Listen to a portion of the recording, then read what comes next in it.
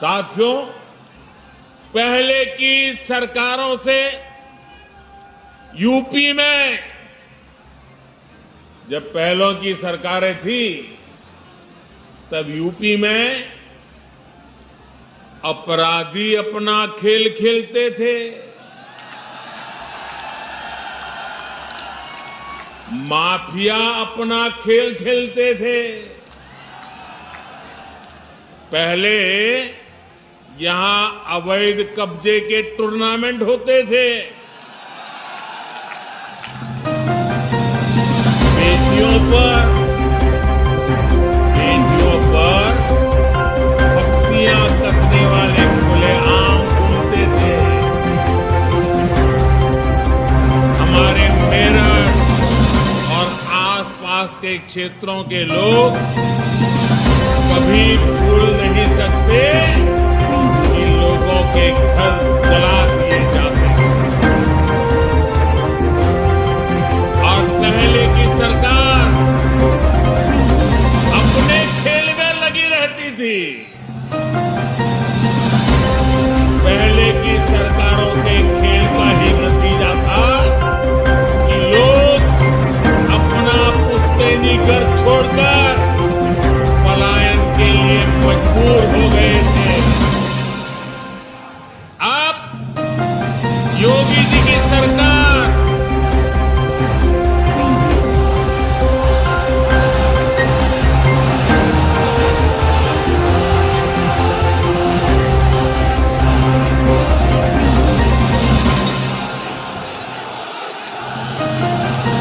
पहले क्या क्या खेल खेले जाते थे, अब योगी जी की सरकार ऐसे अपराधियों के साथ जेल खेल रही है।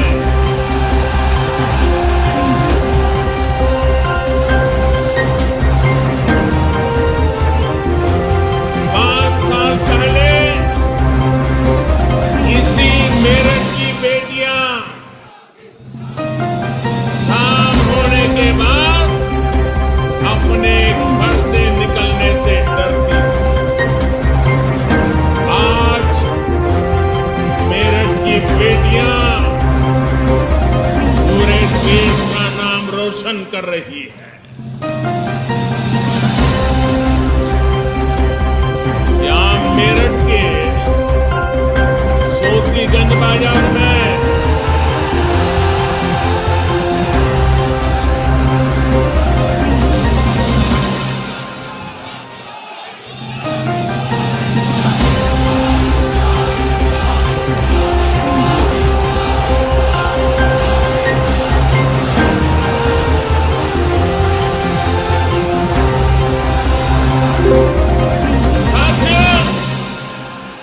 सोतीगंज बाजार में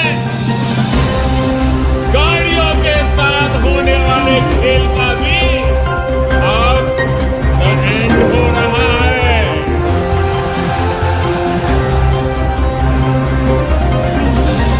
अब यूपी में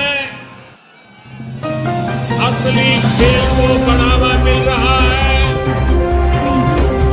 यूपी के युवाओं को खेल की दुनिया में छा जाने का मौका मिल रहा है। साथियों, हमारे यहां कहा जाता है, महाजनों येन गताः स पंथाः, अर्थात जिस पथ पर महान जन, महान विभूतियां चले वही हमारा पथ है। लेकिन अब हिंदुस्तान बदल चुका है।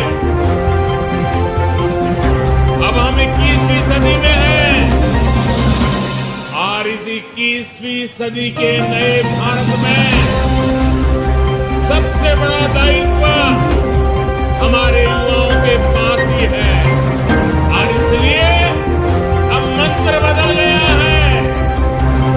21वीं सदी का तो मंत्र है, युवा जनों युवा जनो येन गता सपंथाः। जिस मार्ग पर युवा चल दे वही मार्ग देश का मार्ग है। जिधर युवाओं के कदम बढ़ जाए मंजिल अपने आप चरण चूमने लग जाती है। युवा नए भारत का कर्णधार भी है। युवा नए भारत का विस्तार भी है। युवा नए भारत का नियंता भी है और युवा नए भारत का नेतृत्व करता भी है। हमारे आज के युवाओं के पास प्राचीनता की विरासत भी है, आधुनिकता का बोध भी है और इसलिए जिधर युवा चलेगा उधर भारत भी चलेगा। और जिधर भारत चलेगा,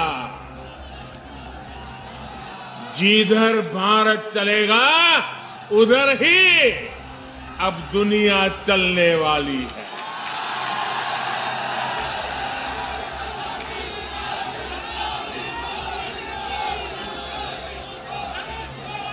आज हम देखें तो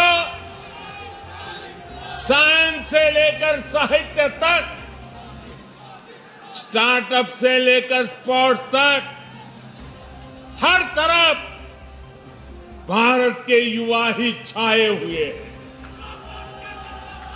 भाई और बहनों, खेल की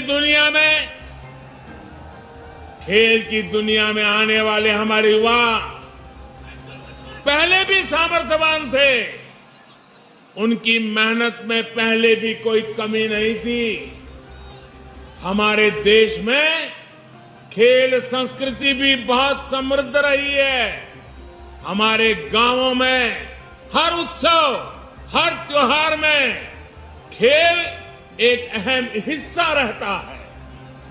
मेरठ में होने वाले दंगल और उसमें जो घी के पीपे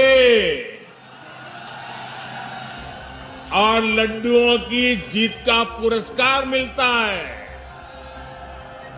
उस स्वाद के लिए किसका मन मैदान में उतरने के लिए ना हो। लेकिन ये भी सही है कि पहले की सरकार की नीतियों की वजह से खेल और खिलाड़ियों को उनकी तरफ देखने का नजरिया बहुत अलग रहा। पहले शहरों में जब कोई युवा अपनी एक पहचान, अगर वो अपनी पहचान एक खिलाड़ी के रूप में बताता था, अगर वो कहता था कि मैं खिलाड़ी हूं, मैं फलाना खेल खेलता हूं, मैं उस खेल में आगे बढ़ा हूं, तो सामने वाले क्या पूछते थे मालूम है? सामने वाले पूछते थे, अरे बेटे खेलते हो ये तो ठीक है, लेकिन काम क्या करते हो? यानी खेल की कोई इज्जत ही नहीं मानी जाती थी। गांव में यदि कोई खुद को खिलाड़ी बताता तो लोग कहते थे चलो फौज या पुलिस में नौकरी के लिए खेल रहा होगा। यानी खेलों के प्रति सोच और समझ का दायरा बहुत सीमित हो गया था। पहले की सरकारों ने युवाओं के इस सामर्थ्य को महत्व नहीं दिया।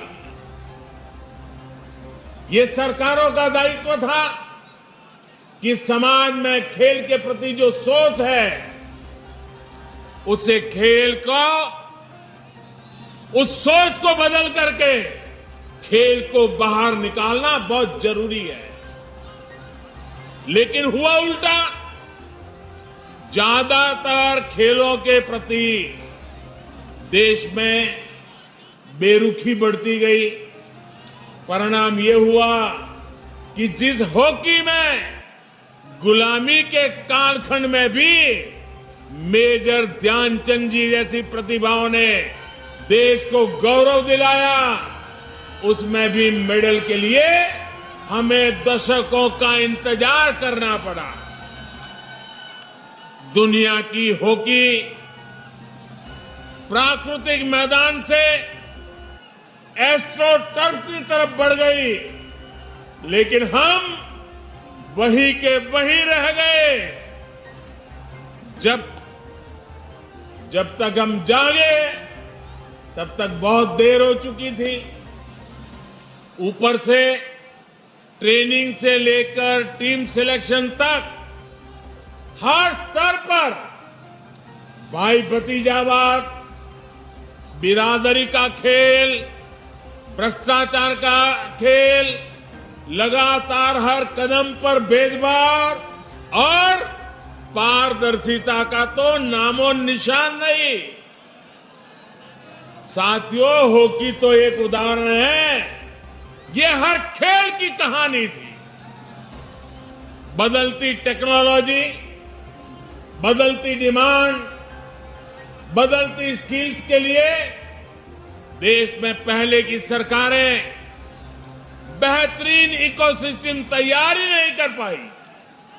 साथियों, देश के युवाओं का जो असीम टैलेंट था, वो सरकारी बेरुखी के कारण बंदिशों में जकड़ा हुआ था।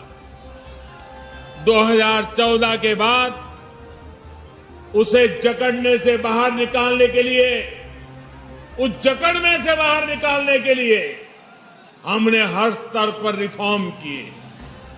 खिलाड़ियों के सामर्थ्य को बढ़ाने के लिए हमारी सरकार ने अपने खिलाड़ियों को 4 शस्त्र दिए हैं।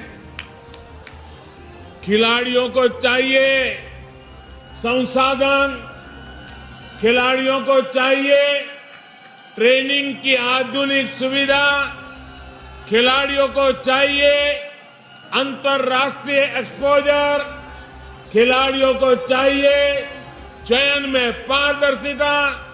हमारी सरकार ने बीते वर्षों में भारत के खिलाड़ियों को ये 4 शस्त्र जरूर मिले, इसे सर्वोच्च प्राथमिकता दी है। हमने स्पोर्ट्स को युवाओं की फिटनेस और युवाओं के रोजगार, स्वरोजगार, उनकी कैरियर से जोड़ा है।